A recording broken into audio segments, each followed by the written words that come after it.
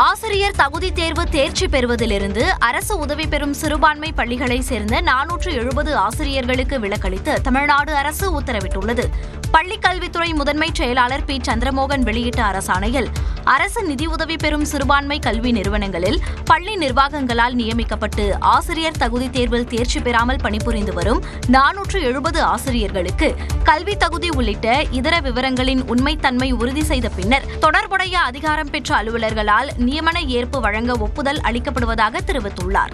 உச்சநீதிமன்றம் வழங்கிய ஆணையை கருத்தில் கொண்டும் மாநில அரசின் தலைமை வழக்கறிஞர்களிடமிருந்து பெறப்பட்ட சட்டக்கருத்தின் அடிப்படையிலும் 2023ஆம் ஆண்டு டிசம்பர் மாதம் 13ஆம் தேதிக்கு முன்னர் அரசு நிதியுதவி பெறும் சிறுபான்மை பள்ளிகளில் ஆசிரியர் தகுதி தேர்வு தேர்ச்சி பெறாமல் பணிபுரிந்து வருபவர்களுக்கு நியமன ஒப்புதல் அளிக்க கோரும் பள்ளிக் கல்வி இயக்குநரின் கருத்துருவை ஏற்று இந்த அரசாணை பிறப்பிக்கப்பட்டுள்ளதாக சந்திரமோகன் தெரிவித்துள்ளார். இந்த அரசாணை மூலம் சிறுபான்மை பள்ளிகளை சேர்ந்த 316 பட்டதாரி ஆசிரியர்களுக்கும் தொடக்க கல்வி இயக்கத்தின் கட்டுப்பாட்டில் உள்ள 154 ஆசிரியர்களுக்கும் என 470 ஆசிரியர்களுக்கு தகுதி தேர்வு தேர்ச்சியிலிருந்து விலக்களிக்கப்படுகிறது.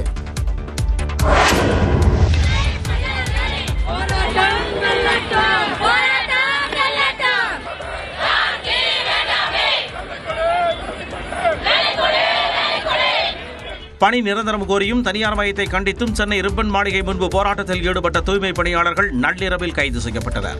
சென்னை மாநகராட்சியில் ராயபுரம், திருவிக நகர் மண்டலங்களில் தூய்மை பணியை தனியார் மயமாக்கியதற்கு எதிர்ப்பு தெரிவித்து தற்காலிக தூய்மை பணியாளர்கள் கடந்த ஆகஸ்ட் மாதம் முதலே போராட்டங்களை நடத்தி வருகின்றனர். அதன் ஒரு பகுதியாக சென்னை அண்ணா சாலையில் உள்ள திமுக தலைமை அலுவலகமான அண்ணா அறிவாலயத்தை முற்றுகையிடும் போராட்டத்தில் ஈடுபட்டனர். அவர்களை குண்டுகட்டாக போலீசார் கைது செய்தனர். இதைத் தொடர்ந்து சென்னை மெரினாவில் முன்னாள் முதலமைச்சர் கருணாநிதி நினைவிடத்தில் தர்ணாவில் ஈடுபட்டவர்களும் கைது செய்யப்பட்டனர். ஓமந்தூரார் மருத்துவமனை முன்பு ECR சாலை என தூய்மை பணியாளர்கள் குழுவாக அடுத்தடுத்து மறியலில் ஈடுபட்டனர். அவர்களையும் போலீசார் கைது செய்தனர். பின்னர் இரவில் அவர்கள் மாநகராட்சி அலுவலகமான ரிப்பன் மாளிகை முன்பும் போராட்டத்தில் ஈடுபட்டனர்.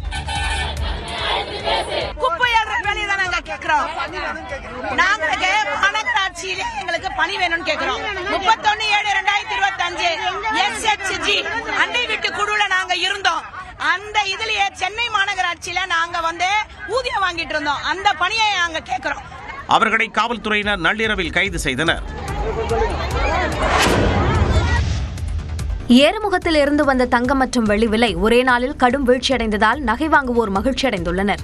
கடந்த சனிக்கிழமை ஒரே நாளில் தங்கம் விலை சவரனுக்கு 980 ரூபாய் உயர்ந்து 1,04,800 ரூபாய் என்ற இதுவரை இல்லாத புதிய உச்சத்தை தொட்டது.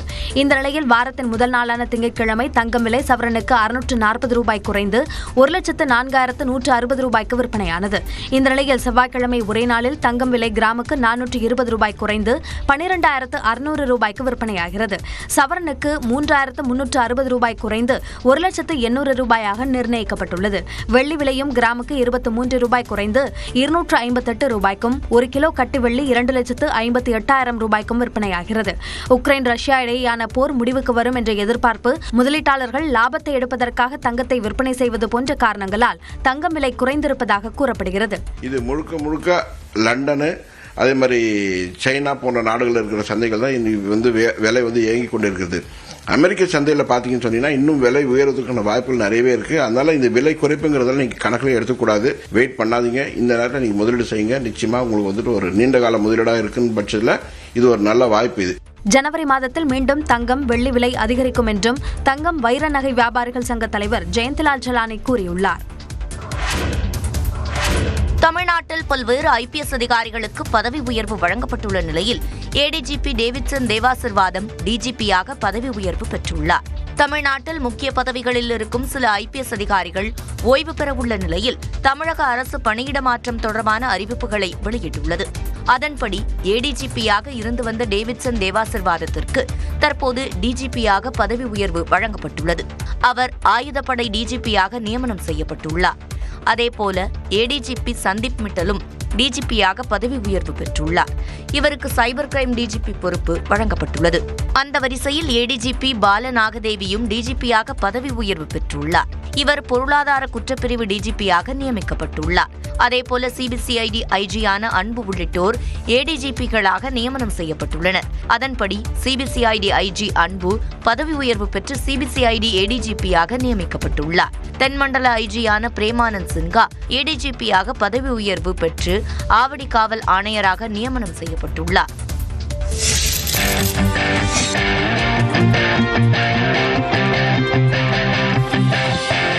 கோவையில் சர்வதேச தரத்திலான ஹாக்கி மைதானத்தை திறந்து வைத்த துணை முதலமைச்சர் உதயநிதி ஸ்டாலின் பின்னர் ஹாக்கி விளையாடிய காட்சிகளே இவை. கோவை ஆர்எஸ்புரம் மாநகராட்சி பள்ளியில் 9,67,00,000 ரூபாய் மதிப்பில் சர்வதேச தரத்தில் ஹாக்கி மைதானம் அமைக்கப்பட்டுள்ளது. இதனை துணை முதலமைச்சர் உதயநிதி ஸ்டாலின் திறந்து வைத்தார். பின்னர் டாஸ் போட்டு ஹாக்கி போட்டியை தொடங்கி வைத்த அவர் முதல் பந்தை அடித்தார். தொடர்ந்து 152,95,00,000 ரூபாய் மதிப்பில் முடிவுற்ற 106 பணிகளை அவர் தொடங்கி வைத்தார். 31,72,00,000 ரூபாய் மதிப்பிலான புதிய திட்டங்களுக்கும் அவர் அடிக்கல் நாட்டினார். பின்னர் மேடையில் பேசிய அவர் திமுக அரசு கொண்டு வந்த திட்டங்களை பட்டியலிட்டார். ஒட்டுமொத்த இந்தியாவுமே தமிழ்நாட்டை உற்று நோக்குகின்ற வகையில நம்முடைய முதலமைச்சர் அவர்கள் இன்றைக்கு இந்த திராவிட மாடல் ஆட்சியை சிறப்பாக வழிநடத்தி கொண்டிருக்கிறார். புதிய ஹாக்கி மைதானம் திறக்கப்பட்டதற்கு வீரர் வீராங்கனைகள் வரவேற்பு தெரிவித்தனர். அடுத்த லெவலுக்கான பிராக்டிஸ் டர்ஃபுக்கு ஆக்சுவலா சென்னையை தான் நாங்க இது பண்ணிட்டு இருந்தோம். இப்ப எங்க ஊர்லயே அமைஞ்சங்காட்டிக்கு எங்களுக்கு இன்னும் யூஸ்ஃபுல்லா இருக்கு. அதுவும் இவ்வளவு சீக்கிரமா நாங்க இதுல விளையாடுவோம்னு எங்களுக்கு தெரியல. முன்னதாக மாற்றுத்திறனாளிகளுக்கு இணை சக்கரம் பொருத்திய வாகனங்களை துணை முதலமைச்சர் வழங்கினார். அதிமுக தான் எதிரிகளை வீழ்த்தும் கட்சி என எதிர்க்கட்சி தலைவர் எடப்பாடி பழனிசாமி தெரிவித்துள்ளார். திருவள்ளூர் மாவட்டம் கும்மிடிப்பூண்டி சட்டமன்ற தொகுதிக்குட்பட்ட இடங்களில் அவர் பிரச்சாரம் மேற்கொண்டார். அப்போது திமுக தவைக்கு இடையேதான் போட்டி என பேசி வரும் விஜய்க்கு மறைமுக பதிலளித்தார். புதுசா வர்றாங்க, ஏதோ பேசுறாங்க. அண்ணா திமுக தான் எதிரிகளை வீழ்த்தக்கூடிய பலம் வாய்ந்த கட்சி. அதிமுக தனி பெரும்பான்மையுடன் மீண்டும் ஆட்சி அமைக்கும் என்றும் அவர் நம்பிக்கை தெரிவித்தார். தீய சக்தி திமுகவை வீழ்த்துவதற்கு எவ்வளவோ அவதாரம் எடுத்து வீழ்த்தி வந்த கட்சி அண்ணா திமுக கட்சி.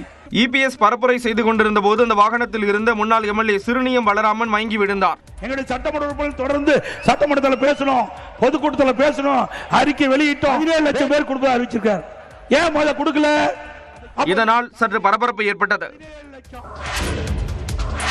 சென்னையில் புத்தாண்டு கொண்டாட்டத்தை ஒட்டி முக்கிய சாலைகளில் போக்குவரத்து மாற்றம் செய்யப்பட்டுள்ளது. மெரினா கடற்கரை, எலியட் கடற்கரை, பிற பொழுதுபோக்கு பகுதிகளில் புத்தாண்டை ஒட்டி அதிக மக்கள் கூடுவார்கள் என்று எதிர்பார்க்கப்படுகிறது. இந்நிலையில் மெரினா கடற்கரை ஒட்டிய காமராஜர் சாலையில் இன்று இரவு 7 மணி முதல் நாளை காலை 6 மணி வரை வாகன போக்குவரத்துக்கு தடை விதிக்கப்பட்டுள்ளது. கடற்கரை உட்புற சாலையில் இன்று காலை 7 மணி முதல் வாகனங்கள் நிறுத்த அனுமதி கிடையாது என்றும், சுவாமி சிவானந்தா சாலை, தீவுத்திடல் மைதானம் உள்ளிட்ட இடங்களில் வாகனங்களை நிறுத்தலாம் என்றும் தெரிவிக்கப்பட்டுள்ளது. அனைத்து வாகனங்களும் கலங்கரை விளக்கம் சந்திப்பு வழியாக மட்டுமே வெளியே செல்ல அனுமதிக்கப்படும் என்றும் சென்னை போக்குவரத்து காவல்துறையினர் தெரிவித்துள்ளனர்.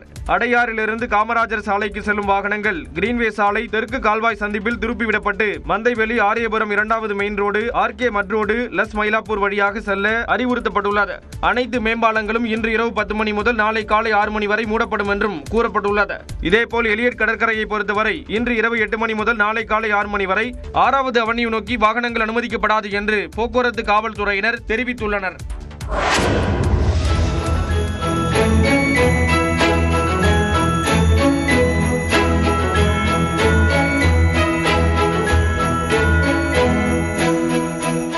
ஆங்கில புத்தாண்டை வரவேற்கும் விதமாக வேளாங்கண்ணி பேராலயம் மின் விளக்கு அலங்காரத்தில் ஜொலிக்கும் வண்ணமயமான காட்சிகள்தான் இவை.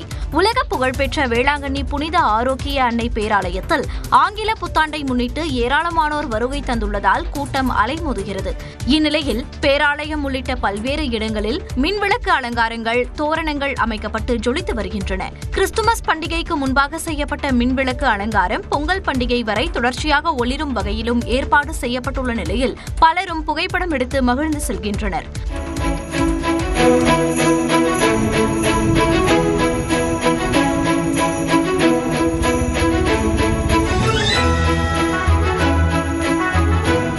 அதேபோல கொடைக்கானல் மலைப்பகுதியிலும் தேவாலயம் மின் விளக்குகளால் ஜொலிக்கின்றன. விதவிதமான வண்ணங்களில் கண்களை கவரும்படியாக அமைந்துள்ளது.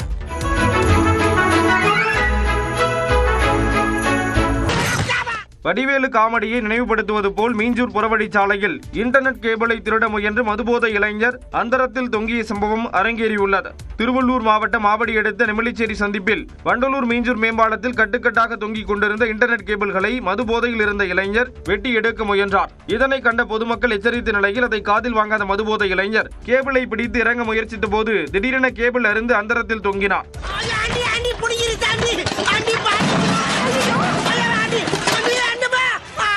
நீண்ட நேரம் தொங்கிய இளைஞர் 20 அடி உயர பாலத்தில் இருந்து கீழே விழுந்தார். தகவல் அறிந்து வந்த காவல்துறையினர் இளைஞரை மீட்டு மருத்துவமனையில் அனுமதித்தனர். முதற்கட்ட விசாரணையில் இளைஞர் ஒடிசாவைச் சேர்ந்த நீலகண்ட மாஞ்சி என்பது தெரியவந்துள்ளது. அவர் மனநலம் பாதிக்கப்பட்டவரா அல்லது திருடத்தான் வந்தாரா என போலீசார் விசாரித்து வருகின்றனர்.